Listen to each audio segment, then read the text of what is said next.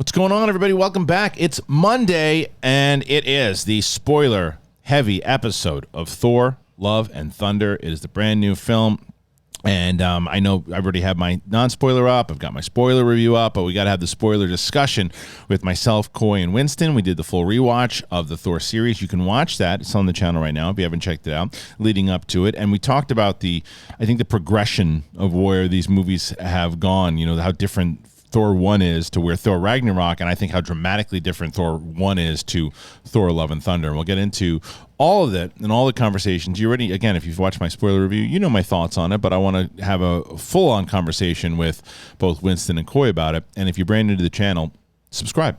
We are, I'm going to venture and say that we're over 50,000 at this point, which we're pre-taping this. So at the time that we're recording it, we haven't been. So maybe we are. Maybe I'm excited. Stranger Things has come out already at this point. I'm talking to you from the future, but I'm in the past. This is weird. This is like a multiverse. Anyway, subscribe, will you? Help us out. We got a really good show here today. I'm excited about it. I can't wait to talk about it with these guys, so let's get into it. It's Thor, Love and Thunder. Move it.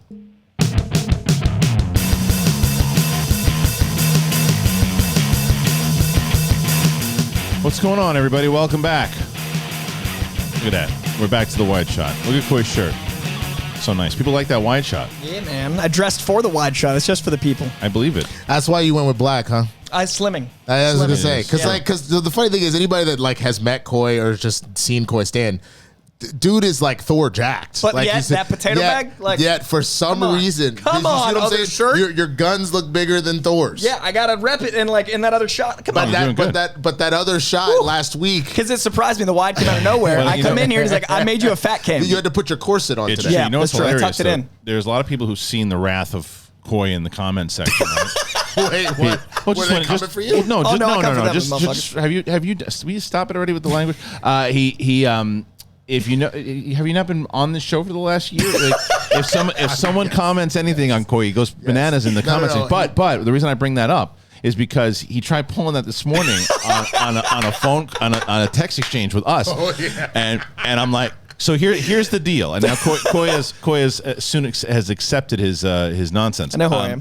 So this morning we had it all set up because I'm at the time of this taping. I'm going on vacation. I've already gone apparently, but I'm going on vacation. And I needed to get everything done we were going to pre-tape both this and Thor Ragnarok. So we had a window. We had, 10 to 12 o'clock.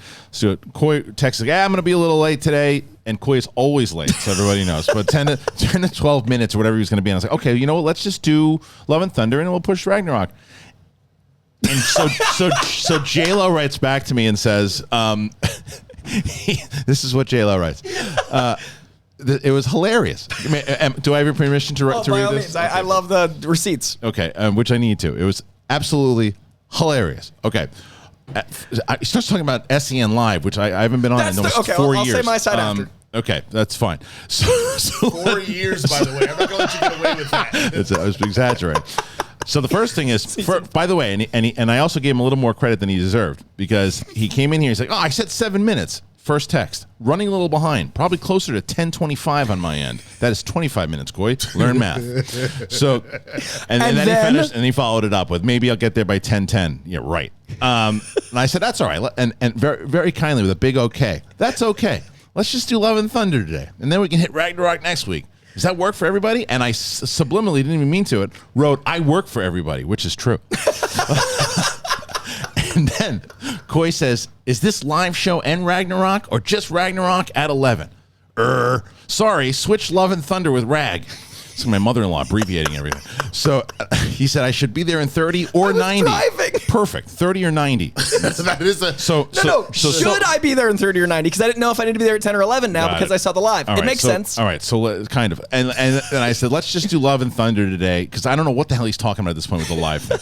So we'll do Ragnarok next week. Winston kindly writes back, okay. And that's all we hear from Winston. But that's because I'm going to tell you right now, I'm sitting here eating my goddamn popcorn. The Michael Jackson meme? Literally just...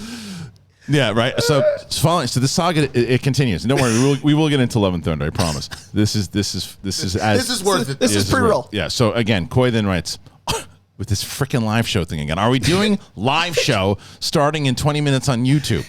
I just don't want to drive over there if we're WER, not in the first show of the day for no reason. I was driving. And he writes back. Also, here comes the J-Lo part.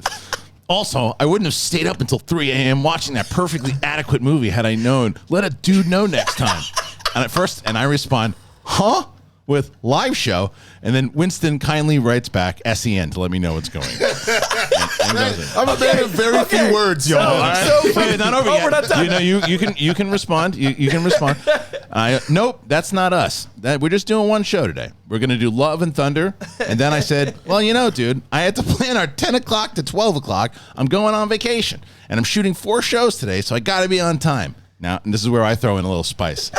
If you can magically get here at 10 a.m., then we can do both shows, or we can just try to crunch them both in. But I got to figure out all the sponsors and all that.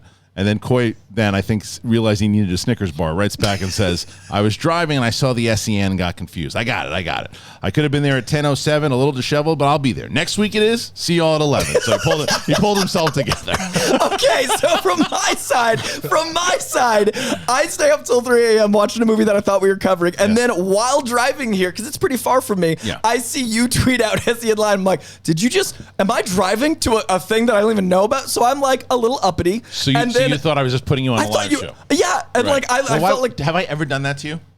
Just put you on a show? You've called and not told me I was live, and not physically. No, you're making things up. I've never done that. But it was only once, and it was before we really knew each other. It was back in Collider Live. It was way back. Well, that has nothing to do with me. So I'm driving here, and I think that suddenly we're doing a live show, and I also think we've been replaced with a live show with not doing this movie I stayed up till 3 a.m. to do, and I thought I'd communicated it was only going to be 10 minutes because I decided not to shower and to get here early. So to me, it was stayed up late. I'm gonna come in and we're doing some live show that you don't even know you're prepared for. Because I like prepping. Even if it's the movies, I prep. So I'm just sitting in traffic, raging against the machine. So funny. Well, SCN Live for sure, getting the publicity right now. Here we are, SCN Live. Check out SCN Live because they did a public show. They did a live show, and I hope it did well. Again, I know in the future, but anyway, it's been a morning, you guys. That's how we started. So happy Monday. We brought the Love and Thunder. Right, oh God, it was so funny. I was just sitting there. I was just like, okay, eating my food, cutting people off in traffic for being I literally assholes. angry got coffee. I got here at 10:17 because I needed 10 minutes to calm down and get coffee. I pulled over with the dunks, tucked myself in. I'm not a morning person. I was like, what the hell is this guy talking about? I love the gifts sent, though. There's a quality series of gifts. We sent some good ones. It was good work. When The Rock and Tyrese went after each other. I am upset that I didn't send my Michael Jackson popcorn one to y'all. I was laughing my ass off. I like the use of the. This is the one I sent. That's when you responded to. Yeah, it was really good. Because I was like, what do you want from me? So good. All right, listen. Let's get into this thing. So this is the 4th movie in the franchise, and so this is, and I've had obviously a lot of time to think about the movie in general. And I did my out of the theater reaction, and I said it's overly jokey for sure. And people are, well, so is Ragnarok, and no doubt it is. I thought there's a better balance of Ragnarok than I did in this movie. But the other thing that I think that it is very similar, and hear me out before you to Iron Man 3, right? And I don't mean the movies themselves and how they fit in tone. I mean when people compare and go, a lot of times, and I've also said this, and I stand by this for Iron Man 3. Iron Man 3 is a really great Shane Black movie. It's in the overall scheme of an MCU film. It's not as great as the other ones, right? This movie is a great Taika Waititi film. It's funny. It is Taika Waititi's humor all over the place. But at some points, I felt like I was watching Hot Shots or Top Secret. It felt like there's that scene with Zeus and stuff. They're not even trying to take themselves serious anymore. This movie does not take itself seriously at all, and people might love that. It wore on me a little bit. I mean, for me, I remember once I was jacked in pretty clearly because they set the tone very fast. Right away. Because if you look at Ragnarok, you have that opening scene with Surtur where he's kind of talking to the skeleton, but also talking to Surtur. Yeah. But there's still a serious tone because Thor's in trouble. Right. Whereas in this case, I appreciate the cold open, so we already know that Gore is not going to be a joke at all. Gore, who was great by the way. Yeah, he was great. Christian Bale was incredible. Yes. But you start off with the Asgardians of the galaxy. Yeah. Trying to help this one thing, and Thor's throwing his robe on people. He's doing the Van Damme kick on the cars to hold them off from each other. And that whole fight scene, whereas in Ragnarok, it was him fighting all the fire demons and all that stuff to try and escape. There's a more serious tone to this. This whole fight is a joke. It's cartoon. It's just a giant joke, which I'm actually good with, to be honest with you, because again, now I already know this is what we're doing. And knowing that, I immediately shifted from Ragnarok, which is funny but a little bit serious, to this is going to be a full Rush Hour type action comedy, heavy on the comedy, and then when the action needs to be serious, we'll get there. Sure. Which we cover with Jane's cancer, which we cover with Gore's realization of, you know, his child and all that. Even the fact that like his big horror element with the kids was kind of funny, made me laugh a little bit, but it wasn't because he was funny. Right. It was just because he's inadvertently scaring children. Right. And he's not necessarily And that's used comedically. Like they knew what they were doing. So I personally loved it, and I understand where people are going to be similar to Kristian. That might be more than me. I think more people are going to love this movie than not, because I agree. it's a very funny movie, and it's shot really well. Yeah. I saw your reaction too. I agree with you. It's gorgeous. Right. It looks really good. It's just I think that, and it's weird because people were responding, well, Ragnarok was funny and Taika silly. You didn't expect it to be comedy. I did, but I think what Winston said, this is the difference, and I think that he summed it up perfectly. In that opening scene, not the gore stuff, but as it starts, as the stuff with Guardians, if you accept right away, oh, that's what this movie's going to be the whole way through. Yeah, and I'm cool with it. I'm here for the ride, and let's just have some fun with the whole thing. But if you were expecting it to balance out, and because the stuff with Gore, there are moments like, and the stuff with Jane and I thought the Jane and Thor stuff was great. The chemistry's finally why she was like, yes, 100%. But and there were moments that I think the second half of the movie plays with more serious tones. But you got to really lock in, because 45 minutes is just comedy. Real quick, because I want you to go. I think a better, instead of Hot Shots, Kristian, I think a better metaphor would actually be the Jump Street movies, because I mean that's in there too, but that's I was talking about specifically that scene with Zeus. Like it's so goofy when he picks up his you know his kilt. That was he walks down the thing. That was unnecessary. Nothing was. But the rest of it, I didn't have it. But they made Zeus a goof. I think I land right between you guys. So as we saw with last week's Ragnarok, I'm not as big of a Ragnarok guy as most. A lot of people have in their top 10. It's about 17, 18. It's in the middle for me of the whole MCU, which is perfectly fine because to me the beauty of the MCU is that it's a franchise of 30 plus properties that all average in the A to B range. My lower MCU is still a C. I think I've got like 2 Ds. So it's an incredible franchise for consistency.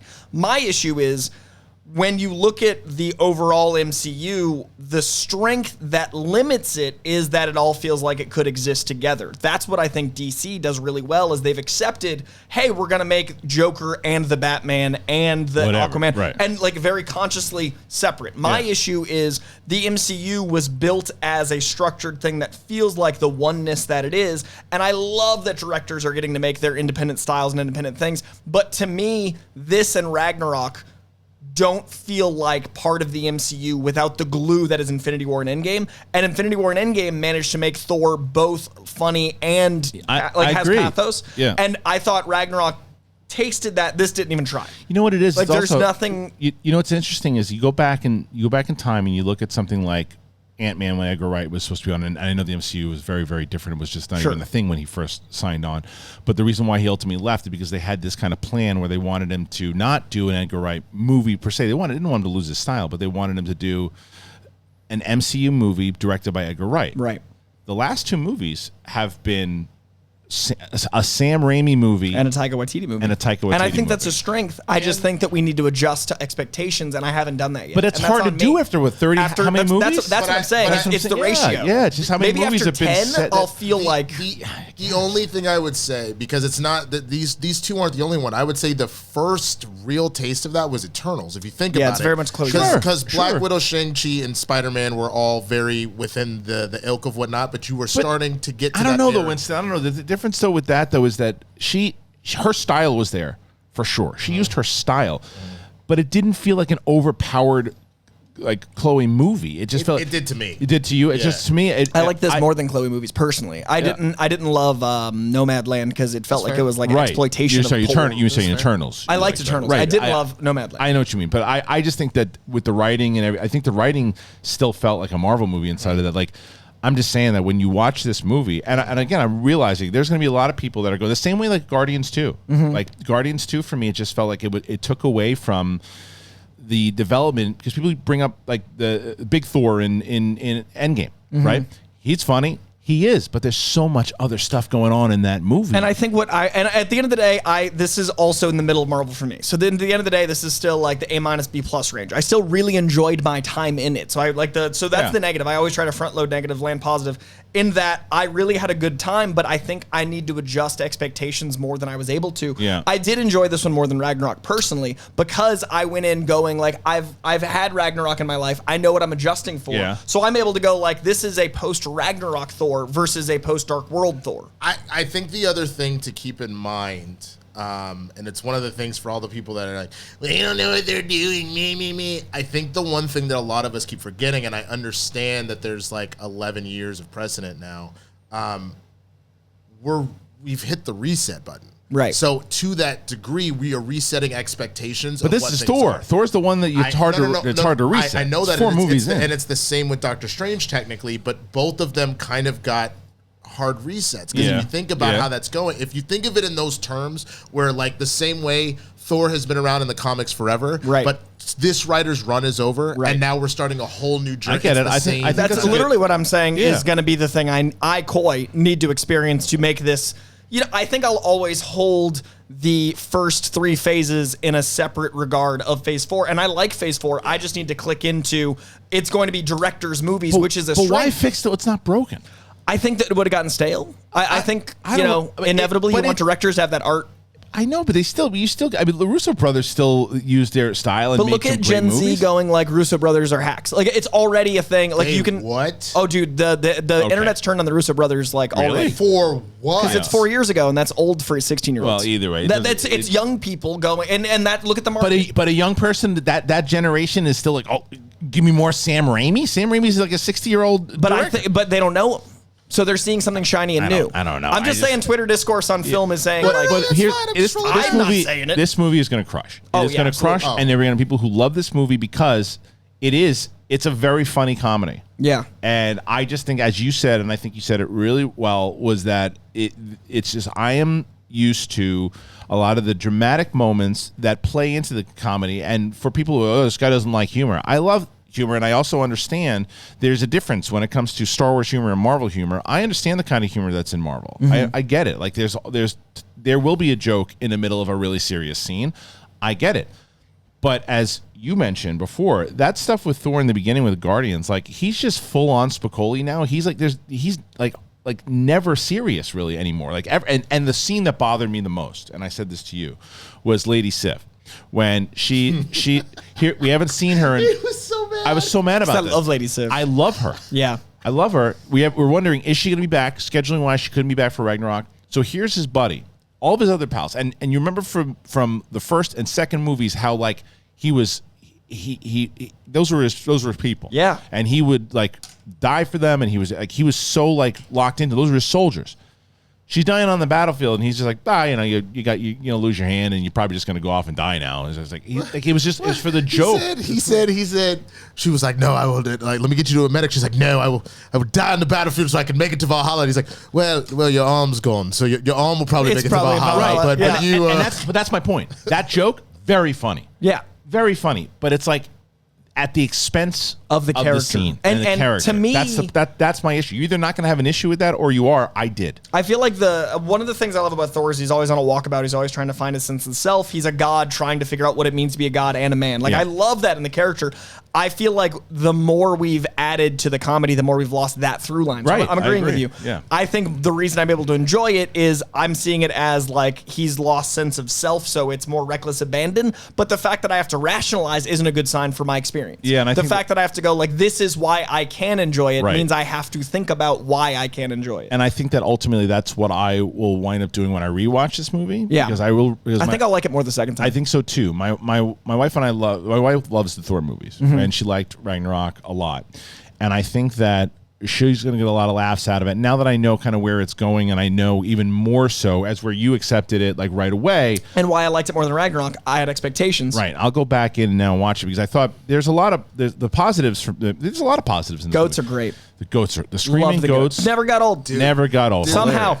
This is the only way that I knew that Kristian was a little over how comedic the movie was. Every time the goat screamed, Kristian lost it. It's so funny. I love that. I could tell he was getting a little tired because then by the end, we were getting to a more serious part of like, okay, it's like the final battle with Gore and the goats are screaming and Kristian was quiet. And I was like, he's tired. He's tired. It was funny because the joke came up in the beginning and I was like, that's going to get old. And then it didn't. And then by the end, I was like, this is where I'm at. Like I've accepted screaming goats as. And I liked the goats, but what I did, the other stuff that drove me nuts was that, and I get that they did all this stuff with the kids, and I get it. But by the end, the kids are running around and they're able to fight Gore, and they're doing all these moves. It's very like Shazam toned. I know, and it's like very, which isn't necessarily Thor. No, that's what I mean. It's like it wasn't. It was these things, and you could see Taika in the room going, "Well, this would be really funny if we did this and that. We can move, and it'll be so much energy." And like I said, this is very similar to a conversation I was having about Star Wars in general. Was that this movie is going to play very well to just general audiences, right? And I think general audiences going in looking for like just some laughs, a fun time at the movies, yes. But people who have been paying attention to the not only the Thor movies but the MCU in general, I like the balance. Same for me. I like the balance of, because I understand that you'll get a moment like Last Jedi in Marvel with, hey, your mother's on the phone, but that stuff works in the MCU for me when it's combined with serious tones. It just played like a full comedy for the first 45 minutes. The Jane stuff with the cancer stuff. God, I love the Jane stuff. I'm glad they went down that way. I think that Natalie Portman the best in this. I think Tessa Thompson didn't have a lot to do. Oh, see, I love Tessa in this personally.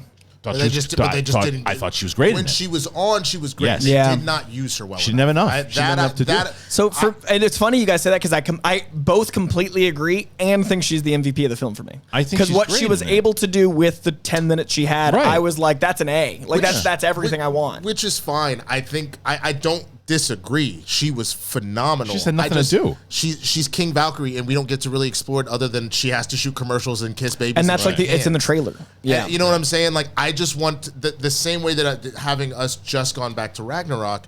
There was a lot for her to do in Ragnarok. Well, and apparently they made like the assembly cut of this movie is substantial, and then apparently Taika like finds his movies in the editing room. They've a lot of interviews have been saying he just shot a ton and then cut it down and made this thing. But I feel like a lot of the things they cut were the dramatic moments, and I feel like we landed here. Yes, but because he made a movie and then we got a comedy. And that's what he said. Not right to now. say comedy's not No. movie, But what Winston just said was that she had a lot to do and not as much, because the thing is she had an arc. She had a dramatic arc in Ragnarok. There was stuff and I'm very aware that Ragnarok was goofy at points, but like I said, I just think it blended better because there were these moments, even the stuff with the stuff with Thor, the stuff with Odin in the beginning, and how like Thor's never, the only time you really see him start to drop a little bit in that the silliness, the Spicoli stuff is when Jane with this, but that takes about 50 minutes to almost an hour and 20 minutes before we get that Thor.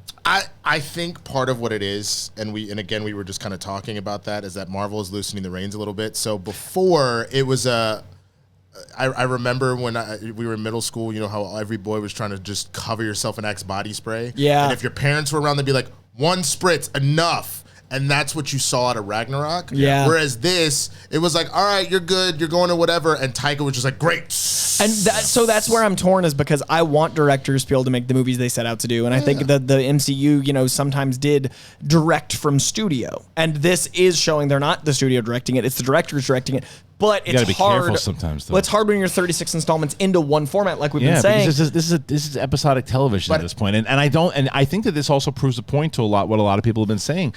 What is this, Phase 4? Yeah. I don't think there's a full grasp on what Phase 4 is yet. I think there is. We're going to find out at Comic-Con. I think there's going to be a big announcement to be like, those pieces. And I think what they're doing, which I think is completely fair, because it's what happened in Phase 1. But again, yes, we had the idea we're getting to the Avengers, but do you notice how none of those films actually really fit together until they came together? And retroactively, Kevin Feige does even making Thor Dark World relevant. Like, what you can do is go, like, that scene is important when it wasn't. Like, you can make it look like it was, which is what Phase 1 did. So I think knowing that we're at the beginning of the storybook again, yeah. we are literally allowing us to be in this wide scope so that when it's time, when we get to Young Avengers, Dark Avengers, whatever, then we narrow the And we're looking at it, which we weren't doing in Phase 1. In Phase 1, we were like, oh my God, a Thor movie. Oh my God, a Cat movie. Oh my God. And now we're like, how does this play? We're looking for a puzzle that does exist, but we've not been given enough pieces yet. Whereas in Phase 1, we weren't even looking for the puzzle. But look, that's the thing, and you just said this before, Corey. Like, how do you,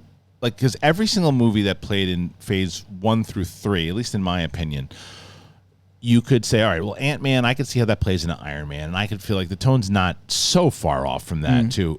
Like, this phase, Love and Thunder, and you put it next to the Eternals, or even Doctor Strange. It'll fit next to Spider-Man. Doctor Strange fits next to Eternals. This fits next to Spider-Man. But this doesn't fit next to Spider. It does. Maybe not Aunt May dying, but you're talking to me, Peter. But that's a moment. Yeah, I would say No Way Home. There's a lot of those though. But but there's a lot of dramatic, like, serious moments in No Way Home, and it's blended. There's humor. I'd say No Way Home is a 70-30 drama and a comedy, and this is 30-70, and that's a hard line to. So, you know what I mean? If you look at that 50-50 70 comedy and new in Love and Thunder, I would say 70 comedy, 30 drama. And you're saying Spider-Man is the other 70-30.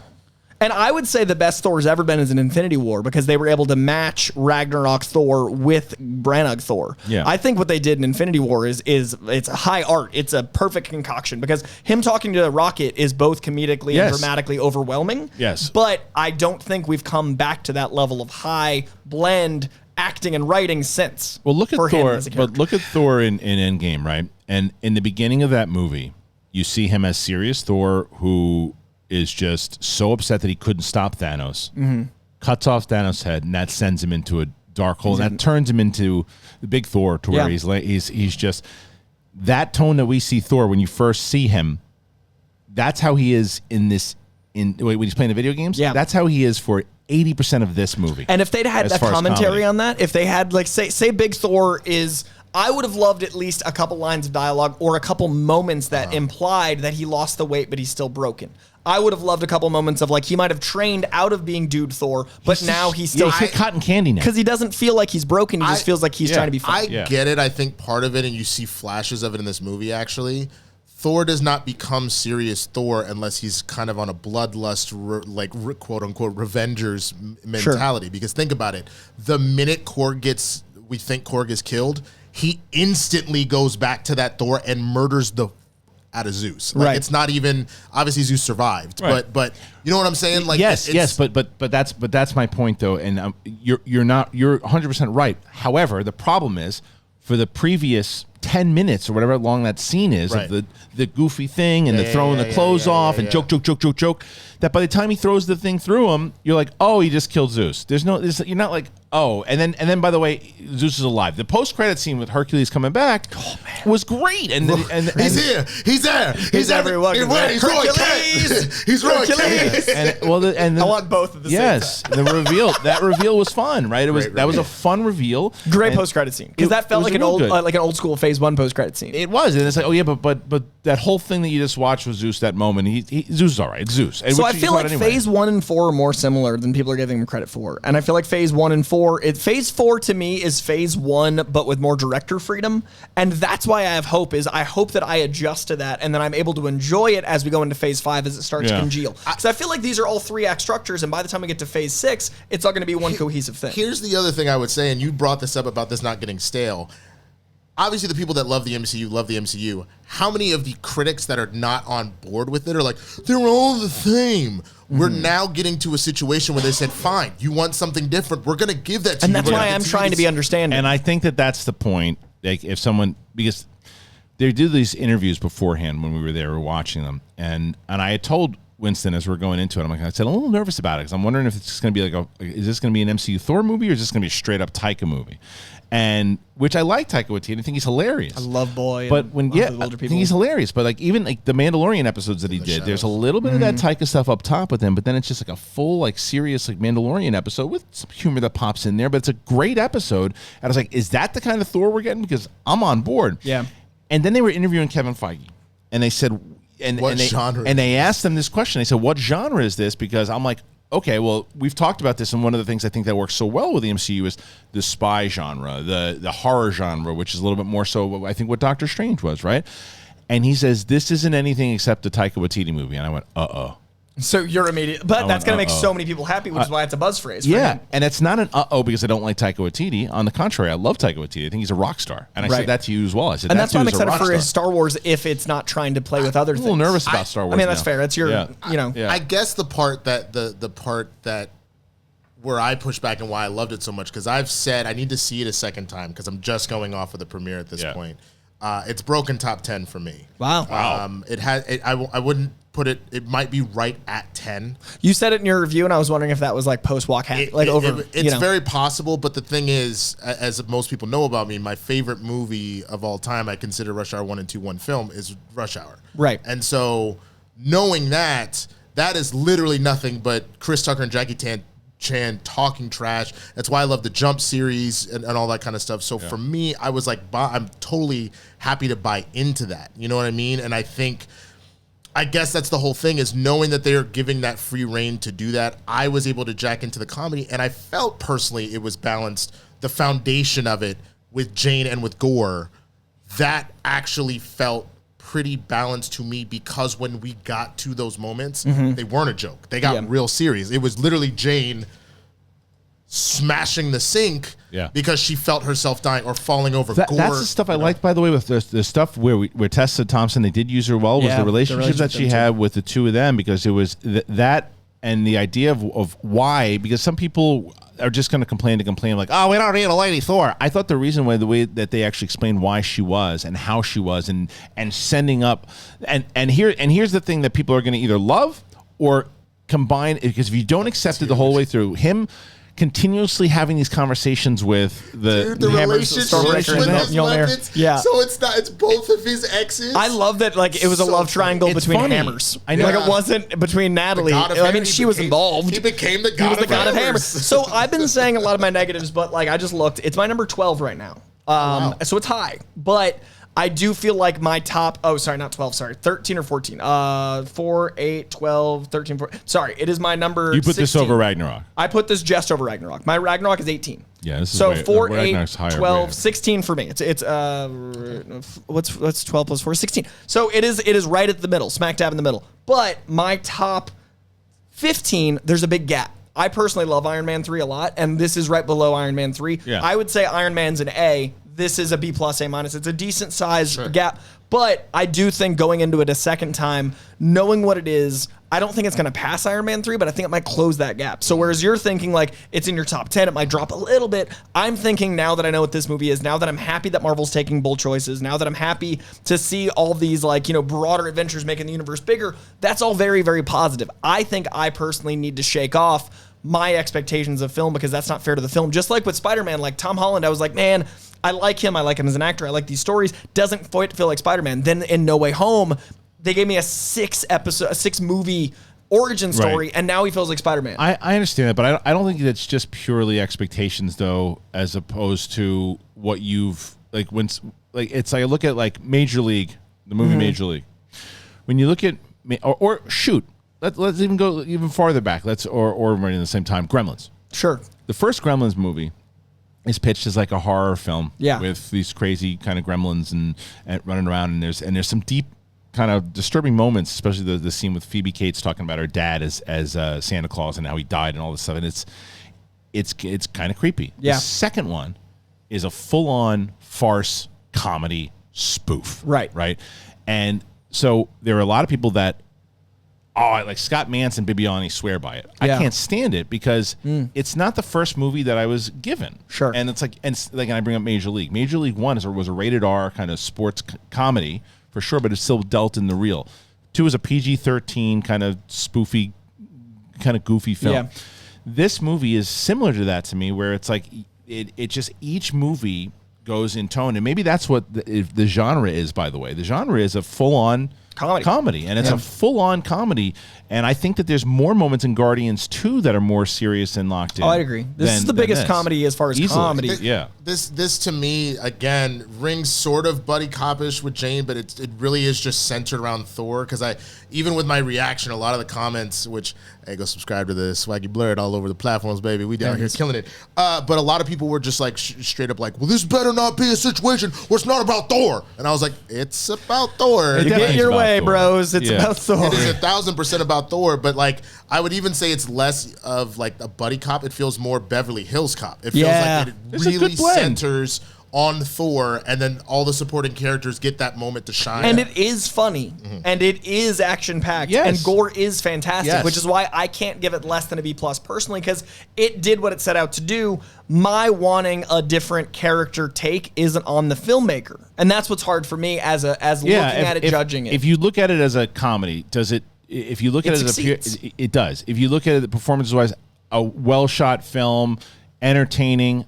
Absolutely. Right. There's no doubt about it. It's just a matter of, I mean, it's not, I don't think it's fair to just say what kind of expectations, because it's a matter of, like, once again, when you're watching a show that you're, like, if The Boys just completely switched shifts. I push back only in the sense that both of you don't watch Atlanta, do you? No. I do.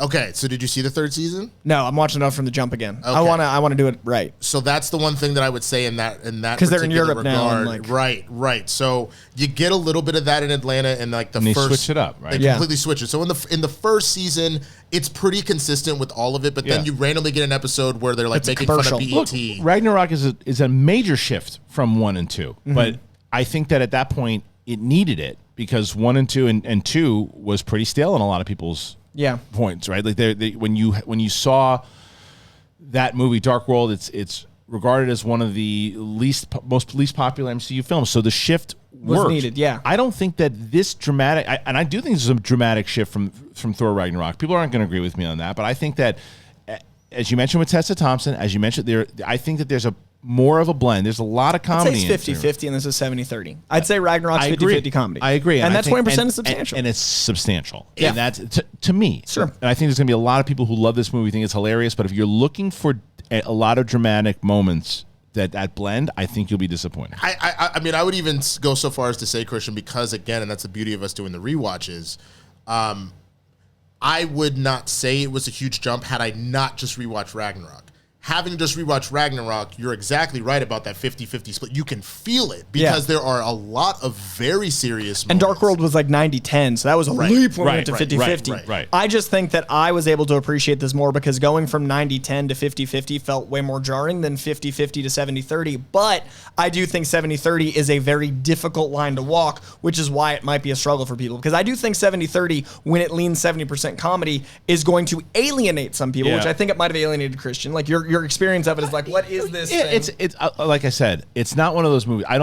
I will say, people are going to ask me, because I made it very clear that Guardians 2 I'm just not a fan of. I don't think I think this movie I'm going to be able to watch again. Sure. And I'm excited to watch it again. Yeah, I think I am too. And I think that watching it as a comedy, I'm just going to go, okay, I'm just not going to.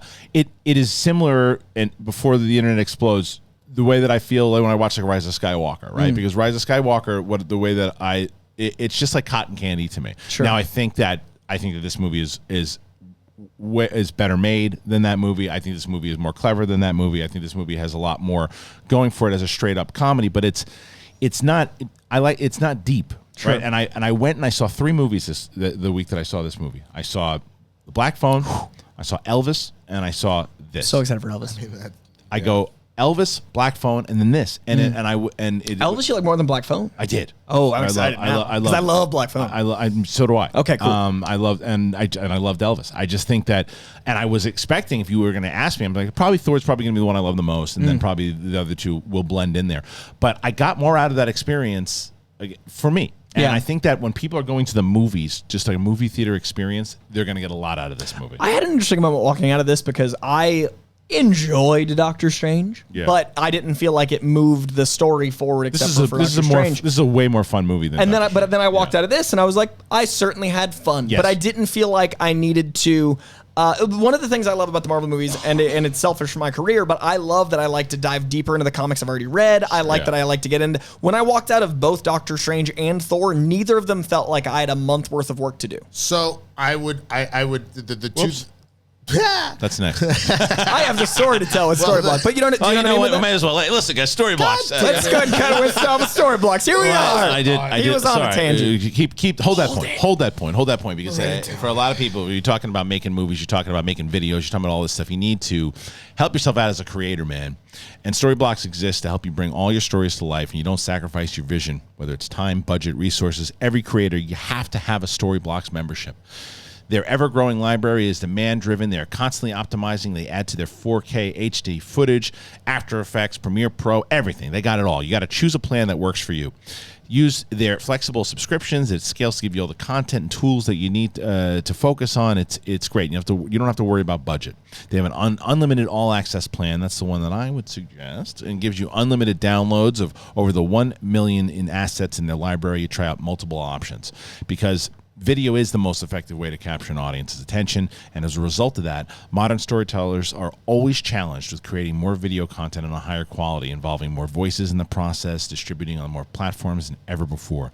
And you know it. If you're creating stuff, I can tell you these guys alone in this room with me will be able to tell you, you're always thinking about output demands, time, budget, knowledge, creative inspiration, passion, burnout, mental health, all of it. Storyblocks makes it possible for creators to keep up with the growing demands for modern video content so you can bring all your stories to life and stop sacrificing your vision due to time, budget, or resources. So go to storyblocks.com/bigthing. Get their unlimited all-access plan. Once again, that is storyblocks.com/bigthing. And by the way, you guys have been doing something very helpful. Very helpful. When you go and you're getting a sponsor from the show, you go to Storyblocks. Tell me about it and put it in the comment section. I've been doing a screenshot. I send it to the podcast reps, and they love it. They love hearing it. They love talking about it. And when you guys do that, that helps out this show tremendously. So go in the link in the description. Go to storyblocks.com/bigthing and help yourself out today. All right, moving on. So Winston, you had a point. So the two things that were going through my mind. The first, just as far as finding that 70-30 balance again. I think what served this movie exceptionally well is that the cold open was about gore.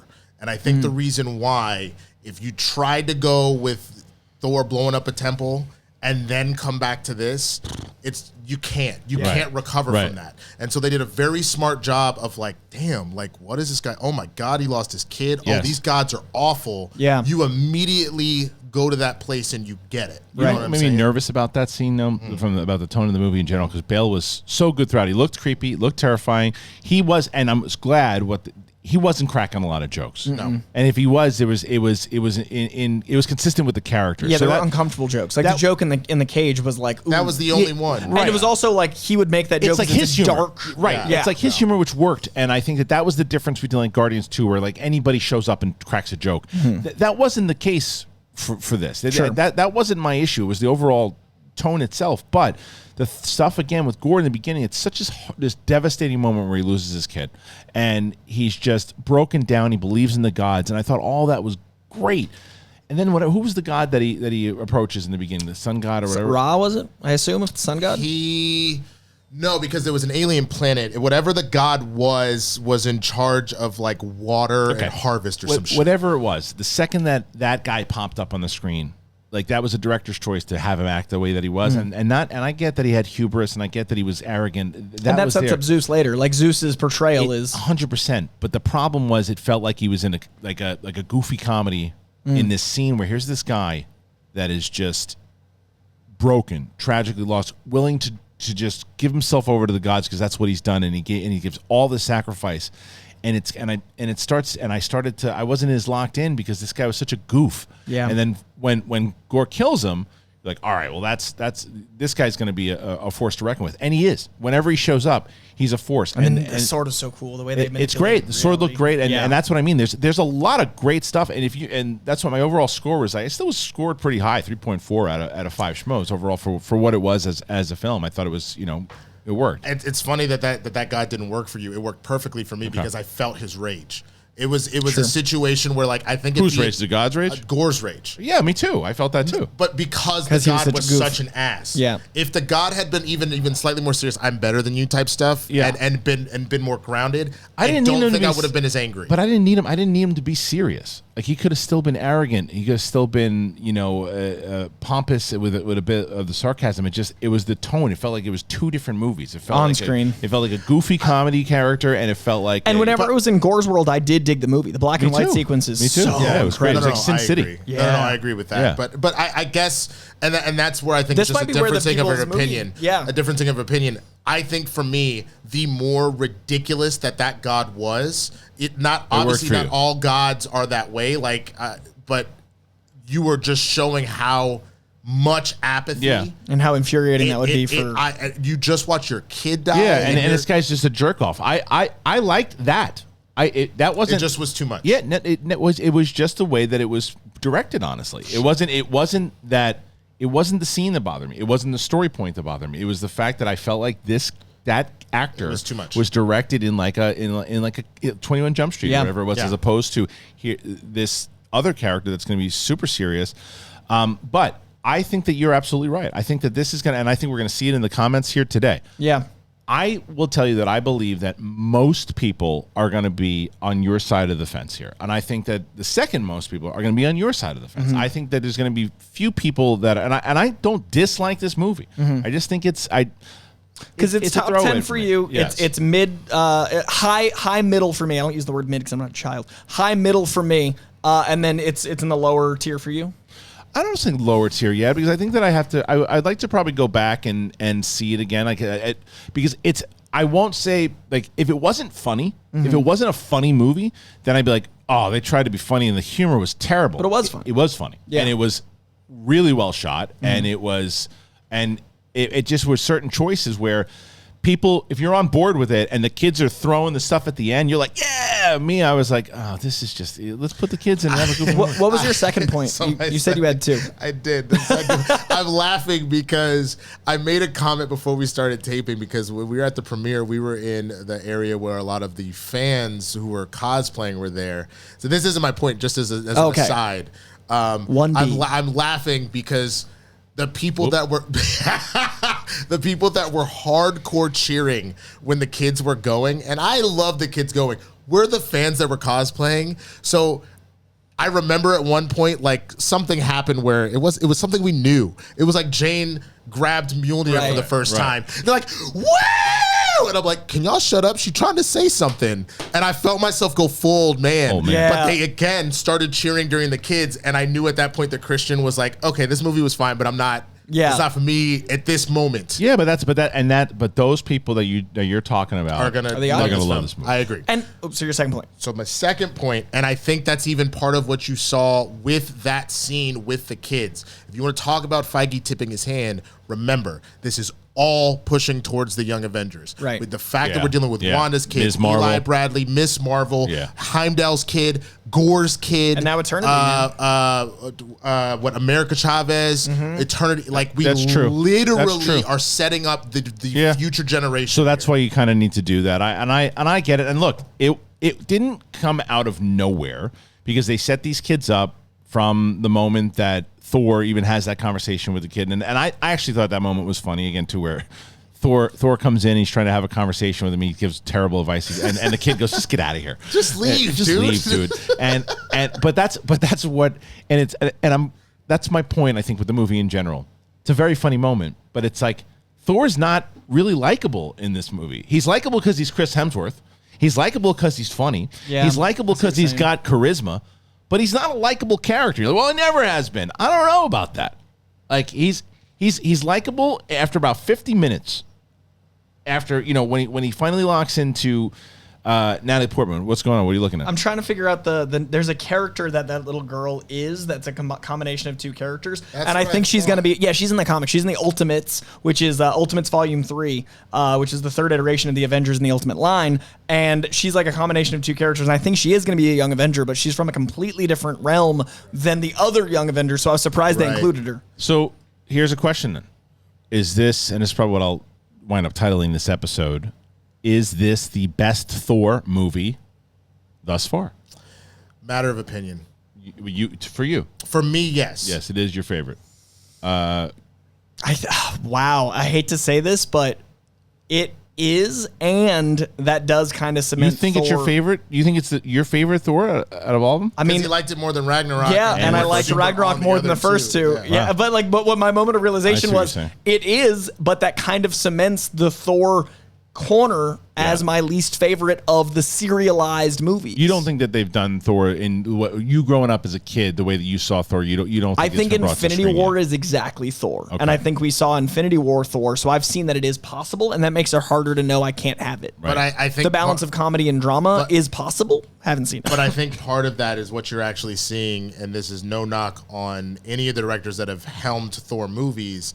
That's the Russos, and they've been playing catch up. Right. The other directors are trying to piece together the puzzle. Because the other thing you have to remember, too, as we've seen with Infinity War and Endgame, and they talk about this in a lot of behind the scenes, there was essentially like a round table of the directors, Russo's at the head of it in charge for those two films, but those directors coming in to direct the scenes that had dealt with their characters. So it was clear you got input from Taika, you got input from James, but it's still the Russos that are running the show.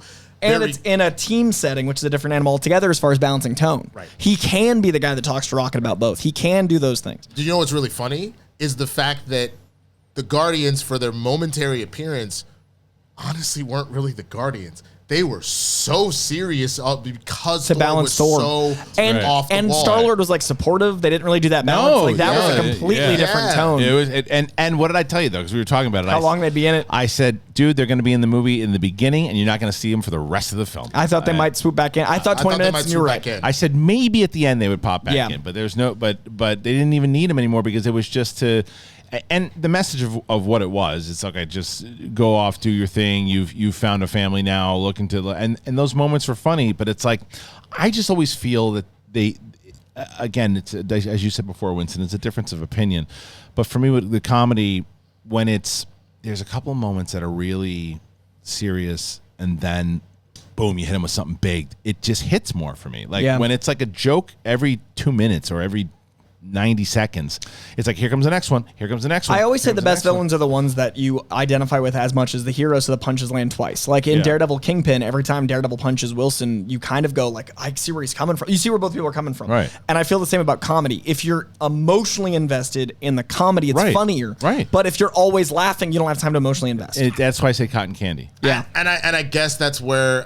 But that's also a matter of opinion because comedy's subjective. Because the flip side of, for me, this in the same way it felt like Jump Street a little bit. When I look at Gore and what he's dealing with, and then I look at Jane, and that sort of gives me almost like the movie 50-50 vibes. Yeah. Oh yeah, I love that. You're dealing with such heavy content of Jane, like, yeah, my life is over. Right. And this is what she's kind of leaning into. And Gore fully just being like, my whole life was taken from me. Right. For me, those moments of those were the...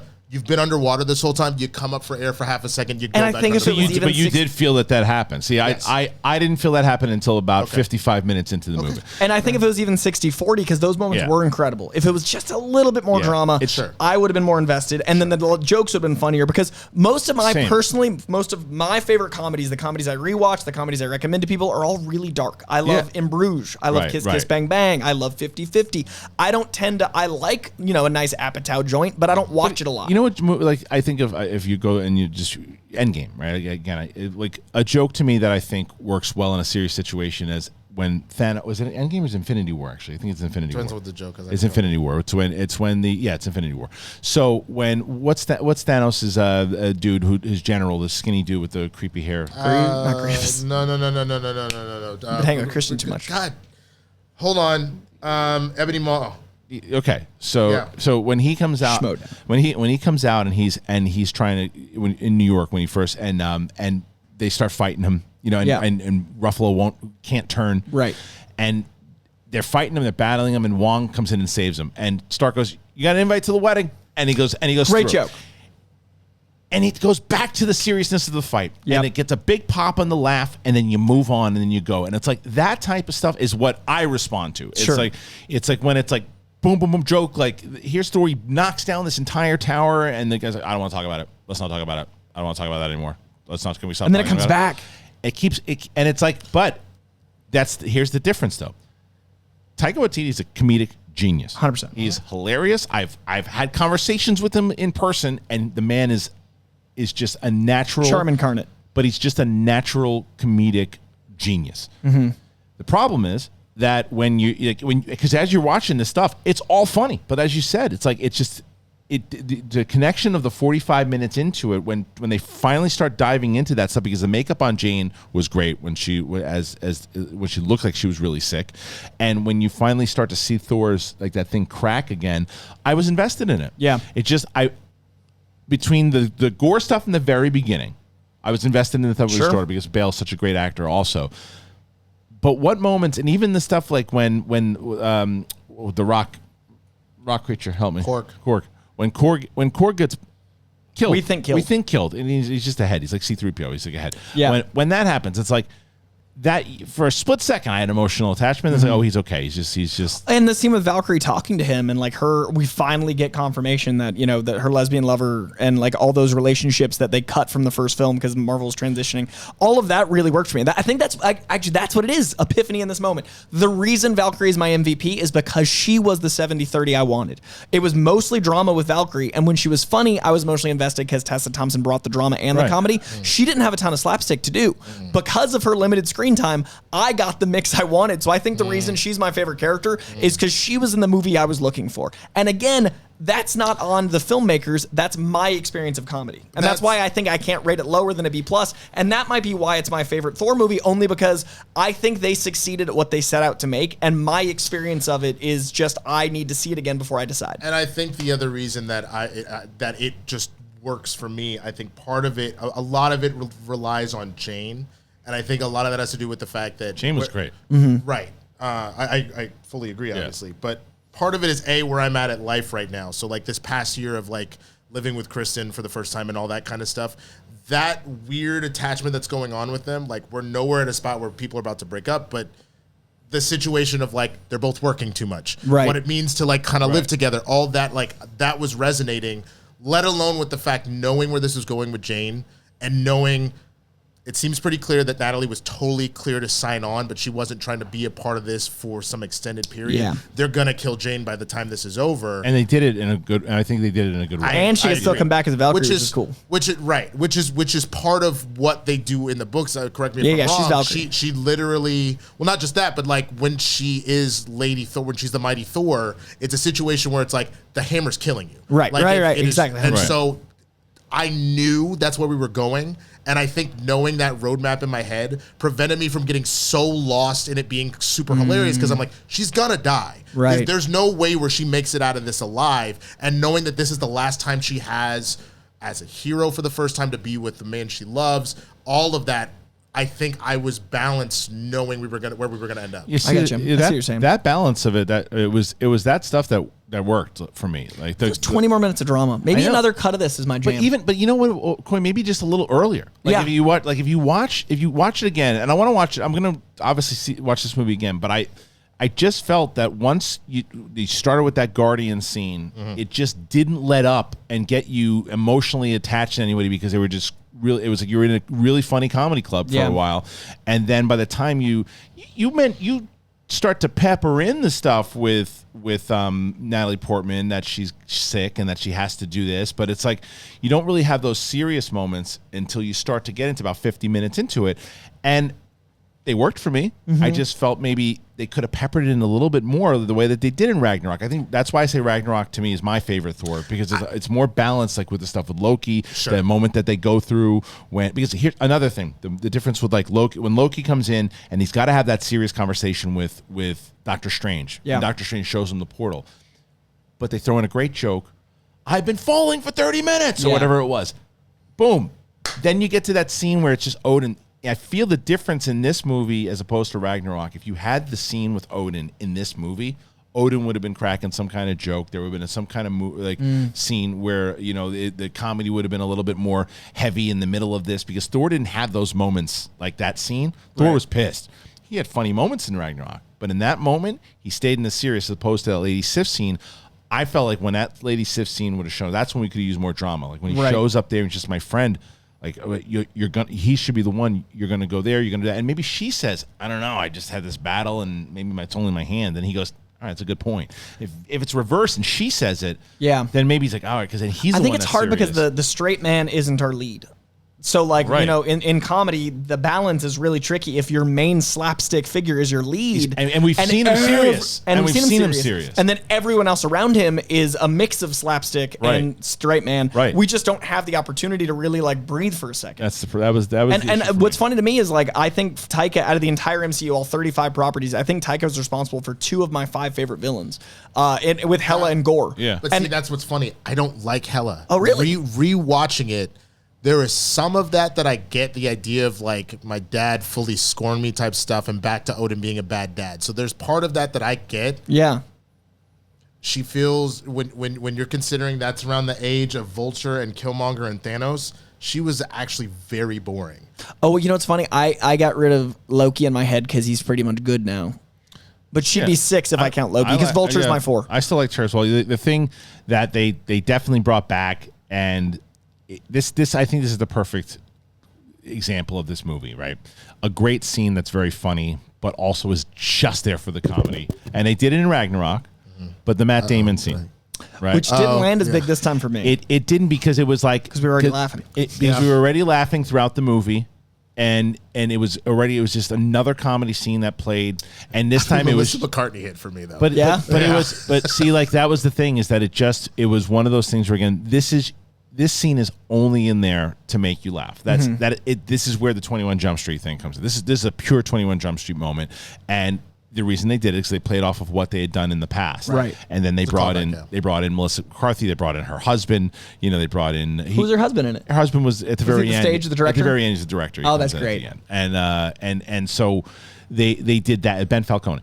So they did that, and I was like, okay, that's when I was watching. I'm like, this movie is just That's actually a really good example of the balance thing, because like it hit in the first movie because we had just had a dramatic scene where we needed to laugh, and this time we'd already been laughing, so it's not like so for me, like, laughing is a release of all this tension. I didn't get tense to laugh, so like when I watch a comedy, it's because I need the release. If I'm already joyous, then it's like neutral. Like, it feels neutral because you're already in that state of joy. Unless you buy a ticket to a pure comedy. And exactly. But I think that's where people will have the pushback and saying, but dude, this is a comedy. You knew this was a comedy. Ragnarok was a comedy. And I think that's what you and I are saying here, is that the balance was just a bit off. But I'm telling you, and I'm very curious to see this in the comment section, because I feel like this is going to be one of the most commented videos that we've done because of people this yelling at us. Not necessarily. I think it's a conversation of I'm very curious to see if the balance is the thing that people had a concern with, or if it was I went straight into this thing as a comedy and said, or if it bothered as much as you, because we are 3 different tiers. I feel like A, B, C. I think I'm leaning. I think I lean a little bit more on your your point of view, because I can see myself seeing this again, watching it again. Like, I don't want to watch Guardians 2 ever again in my life. Sure. Like, I don't ever want to watch that movie. Ready for the rewatch for Guardians 3 next year. This one I do want to watch again. Right. But I want to watch it as, okay, I know, because I know what I'm going into. I know that it's more of a straight up comedy. And I know that there's certain moments I'm not really going to love, and there are fast forward moments for me, but there's some stuff that really works. And you might be closer to me on the second viewing because of my experience of Ragnarok being lesser than yours. Because your expectation round 2 might be my expectation round 1 because of my experience at Ragnarok. Right. So you might enjoy it more. Maybe. Round 2. Maybe. I think that's why I think that this is, and I think that for me, I like the character of Thor, and I think that I think that the stuff with Thor and Jane worked the best. This is the most locked into any big budget movie that I've seen Natalie Portman be in thus far, and I think that Taika Waititi brought that out of her, and I think gave her a lot to do. She had a lot to do. The character had a lot to do, and I think that was a makeup and a well done makeup for how kind of underused she was in part 1 and 2. And then the last thing I want to ask, because I know we're starting to wrap up. I think part of that, to be honest with you, I think they didn't really get Natalie in here because of being a superhero. I'm sure she was excited about that. I think it is the cancer stuff. Of course. It's layers. You had some layers to it. Yeah, and that's what I'm saying. I think that's what Coy and I are saying, is that and we had that when the layers are there and the layer inside of that, and then a joke hits, it makes that scene, it elevates that scene more, because even the stuff like towards the end when she sacrifices herself and she's able to kind of give it up, and then we have that scene with when Gore ultimately says, all right, take care of my daughter, and comes in. That's why the second half, and I have mentioned it briefly, I enjoy the second half of this movie a lot. Yeah. I think the second half of this movie really works. What are you looking at over there? Trying to get the blue girl's gonna break your name. phone. It's just driving me crazy. What is it? I think it's blue. No. The girl, the daughter, is like an all-powerful being, and I wanted to have a wrap-up conversation on the post-credit scenes. Yes. So the idea for me would be There's 2 scenes, right? There's 2 scenes, but the final 5 minutes of this are amongst my favorite 5 minutes of Marvel. Yeah. So I was trying to find her name because I feel like I'm failing this city. Like Thor dad. Thor is a dad. Thor is a dad is a beautiful way to show that his walkabout has ended. But that's also, I think the cool thing about it is, again, if you think about the setup, I know that this is the moment for, Sam to be Cap. But you're kind of also setting up now the parent figures. And that's what's interesting is, like, she's more powerful than him, which I dig. Right. And also, like, he's been on a walkabout for 4 movies. Right. And I did definitely struggle with the arc of Thor being...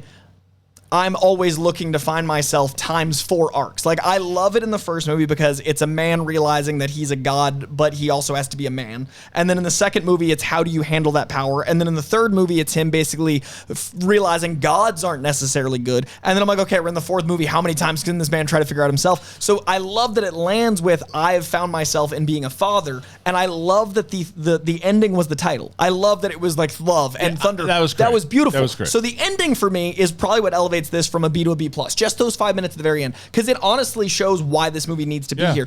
That said, I'm very curious about how that will tie into what Young Avengers will be, because she doesn't tonally fit with the rest of them at all. But none of those kids fit with each other. No, you don't, because once you get Wanda's kids, I don't think Wanda's kids are coming in. I think they are. Dude. I thought they were until Doctor Strange.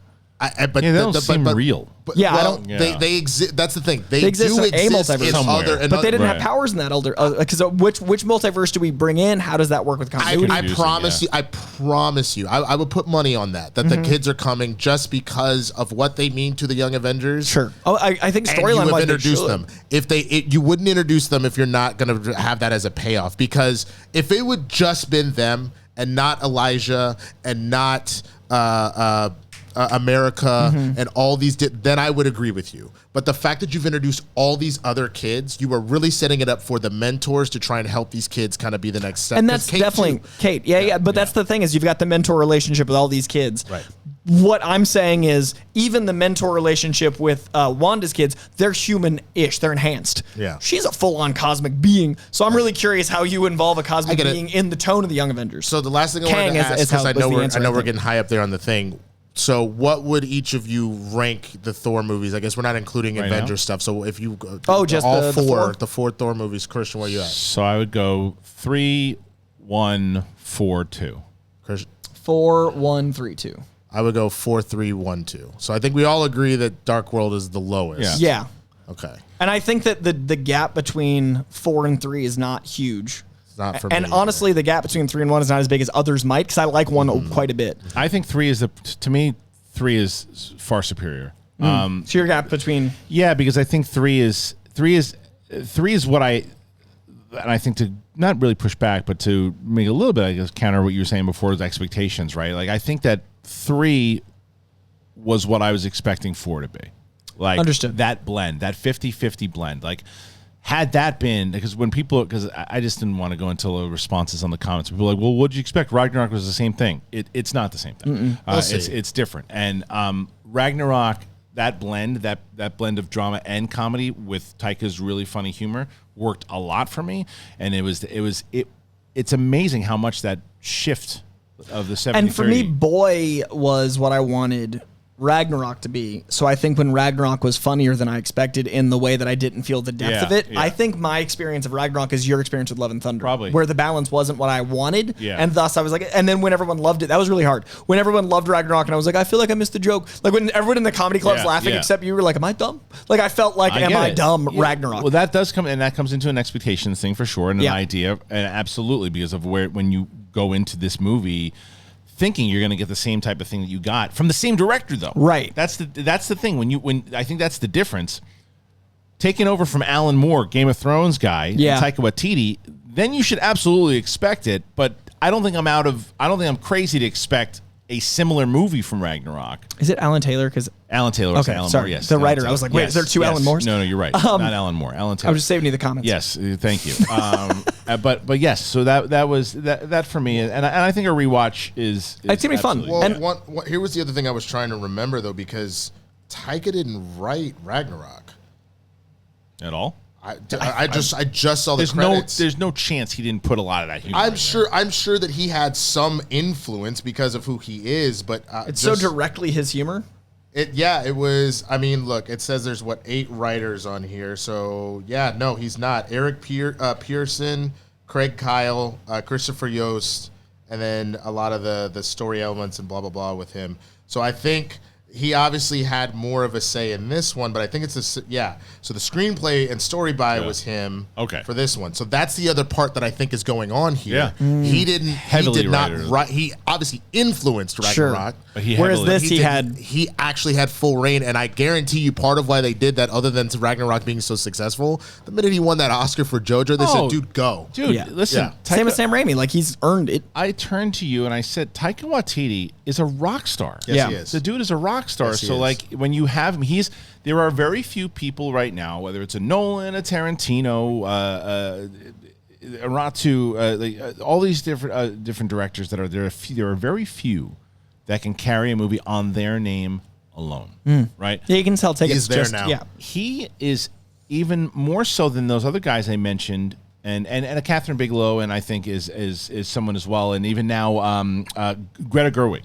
I agree. I think Barbie is on her name a lot. I mean, obviously the leads are huge, but like I think she got greenlit because of her. But Greta Gerwig also falls in a Taika situation because they're also major in front of the camera stars as well. On screen, that's and they're Taika is electric on everything that he does. Yeah. And whether it's an interview, he's in Lightyear also playing. But that's what I mean. Yeah. Is that so he's able to do this? Plus he's like The Rock, where he is. There's got to be 40 of them. Right. Because won't stop. He won't stop working, and he's consistently like always working. So when you have a guy like that, and he's like, I want to make the movie I want to make, and you're like, all right, people love what you're doing, just do it. Yeah. Same thing they did with Raimi, and I think that's as much as I think that I'm going to have an issue. That I did have an issue with the first half of this movie. This movie's going to make a lot of money, and I think that there's going to be, and that's why I'm so pleased. Comment your faces off on this one because I'm going to read everything because I want to hear all of the different opinions, and I want to see where it sways. So on our next conversation, we can say, look, from what we saw in those comments, it looked like people. This is my prediction. My prediction is that people are falling. Oh, I think it's going to be everyone's favorite. I think Winston is going to lead the majority of what I think people. And it is my favorite. I just think it's my favorite with a B, and it's other people's favorite with an A. I'm talking about their experience in general watching this film. I think people are going to just overall. There's not a lot out in the theater right now. There's not a lot of comedies out in the theater right now. I think people are going to absolutely be in Winston's camp and love this movie and love the humor in it. And then I think that there's going to be people like me. Who are just like, I wanted to see a more serious thing, and then I think there are people who are like, I want to see a rewatch, I want to watch it again, but it was a good. And I really hope people don't misinterpret this as that meme going around with Zeus DC and Zeus Marvel. I do think that the Zeus they did and the gods they did are more akin to what I perceive this story as, but I do also think that I wanted more drama. You know what God he hated? We got the dumpling god. Oh, the bow? Yeah. The bow guy, the fully animated hated thing. that. Because that was my point. Yeah, it's completely out of. It's just that's Pure punchline. That's where it felt like top secret. Also, there was no gods in there that really like. I'm still pretty sure that's bossed in front of them, and they just didn't do anything with it. Like they didn't set and The Eternals. I could have used the Eternals. And it's not like they need to set up everything. You got the Celestials. Sure. I was so sure that boss was going to show up. I was sure that Khonshu was going to show up. And I don't have to have everything lead to the next thing. I don't. But I don't either. in a scene of gods. But it would have been interesting to at least see how do you them not there. throw any Moon Knight stuff in there? That was weird. So it's more a lack of how doesn't this connect to things? Because also we have the Field of Reeds and Valhalla, and they don't really explain the two different perceptions, like what religion is in this world. They're setting up a new mythology in Miss Marvel with the Jinn. They're setting up the Field of Reeds with Miss Marvel's crushing it. Miss Marvel's great, is. Really good. But that's what's interesting is like it feels like Phase 4 is mythology building. Like Phase 2 was don't trust your government. Phase 3 is don't trust your heroes. Phase 4 is let's build mythologies out. But it doesn't seem like any of them are calling each other. It doesn't feel like there's a team meeting. It's amazing though when Marvel is coming out with a bunch of stuff, Star Wars is coming out with a bunch of stuff this year, and my favorite stuff, hands down this year, Top Gun, Yep. Stranger Things, and The Boys. Hands down. My favorite stuff are mid-budget. I can't wait for you to get to this season, bro. Dude, I'm so excited. But yeah, like for me, The Boys, Top Gun, Everything Everywhere All at Once, The Black Phone's up there for me. Like it's been a great year for the mid-budget stuff that I missed. And I don't know if that's because I'm like so overwhelmed with all the regular stuff. Yeah. This is probably, if I think about it, if my top 5 movies now, if we're halfway through the year, it probably goes Everything, Love and Thunder, Top Gun. Wow. Batman. I don't even know what. See The Northman? I haven't seen The Northman yet. And I'm sure that'll take a spot. I don't even know what my number 5 would be. Not yet. You told me about that too. There's a lot. There's a lot there, man. So I just got to see what my number 5 is. Because what other movies? I don't even know if this cracks my top 10. This is my number 13 of the year. I got Everything Everywhere, Top Gun, Batman, Jackass Forever, Black Phone. Jackass Forever. Love it. Jackass Forever was that did land this year, didn't it? Yeah, I forgot that was this year. Then Unbearable Weight of Massive Talent's over this for me. I have to see that too. Oh, the new sitting on my Scream was shelf. good. I gotta watch it. The new Scream was good too. It wasn't. That's my great, 11, but I liked it. Sonic 2, Northman. Oh, Sonic. Okay, Adam Sonic's probably my Project, 5. Lost City, Scream. Chippendale. There's a lot. Chippendale. Chippendale was really good. Anyway, listen. So we had it was a good show. We break down our stuff. It was a good show. You understand why now we can do 2 shows? You know, I should another show. Let's crank it up. Right. We got till noon, right? Please. Get out of here. Get out of here, man. Shit. Guys, I'm going to be 25 minutes late. Let's do another hour. Let's do Turning another red. Turning red. It's a good year. All right, listen. This was the show. We did a full-on spoiler-heavy review of Thor: Love and Thunder. As I mentioned to you guys, comment away and let us know what you think. I want to get this conversation going. Please click like, do everything that you have to do. And if you're brand new to the show, once again, please subscribe to the channel. Hit that button, do the like, do the share. I'm assuming we're over 50 at this point, 50,000 subscribers. We're trying to build out. Now the goal is to get to 100. And we need your help to do it. And to do it by the end of the year, that might be tough, but hey, anything is possible. Right, Kevin Garnett? All right, here we go. We're out. We'll see you guys next time. Peace out, everybody.